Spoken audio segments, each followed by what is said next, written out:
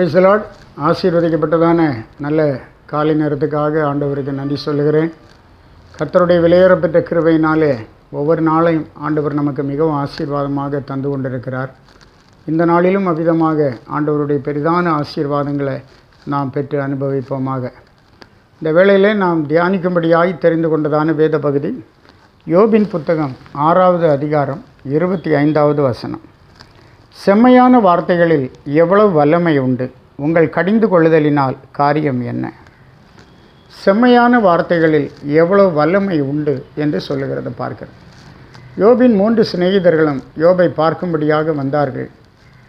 அவனுடைய துக்கம் மிகவும் கொடிதாக இருந்தபடினாலே அவர்கள் 7 நாட்கள் அளவும் இரவும் பகலும் ஒரு வார்த்தையும் பேசாமல் அவன் கட்டிலின் அருகே உட்கார்ந்தார்கள்.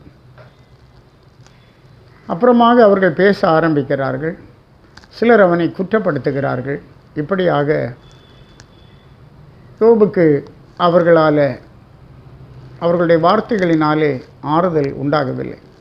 அப்போதான் அவன் சொல்லுகிறான், செம்மையான வார்த்தைகளில் எவ்வளவு வல்லமை இருக்கிறது. ஆம், உண்மைதான். செம்மையான வார்த்தைகளிலே வல்லமை இருக்கிறது என்று பார்க்கிறோம். ஏனென்றால் யோபின் புத்தகம் 12ஆம் அதிகாரம் 11ஆம் வசனத்திலே சொல்லப்பட்டபடி, வாயானது போஜனத்தை ருசி பார்க்கிறது போல செவியானது வார்த்தைகளை சோதித்து பார்க்கிறது அல்லவா. நல்ல ஒரு போஜனம் நமக்கு முன்பாக வைக்கப்பட்டிருக்கும் போது நம்முடைய நாவு அதை எப்படி ருசி பார்க்கிறதோ அதுபோல செவியானது வார்த்தைகளை சோதித்து பார்க்கிறது. நல்ல வார்த்தைகள் தானா? இந்த வார்த்தைகளை பொறுத்து தான் மனுஷன் சந்தோஷப்படுகிறான் என்று பார்க்கிறேன். வேதவசனம் சொல்லுகிறது, கெட்ட வார்த்தை ஒன்றும் உங்கள் வாயிலிருந்து புறப்பட வேண்டாம். பக்தி விருத்திக்கு ஏதுவான நல்ல வார்த்தை உண்டானால் அதையே கேட்கிறவர்களுக்கு பிரயோஜனம் உண்டாகும்படி பேசுங்கள் என்று. ஆம், நல்ல வார்த்தைகளை பேசுவோம். செம்மையான வார்த்தைகளிலே எவ்வளவு வல்லமை இருக்கிறது.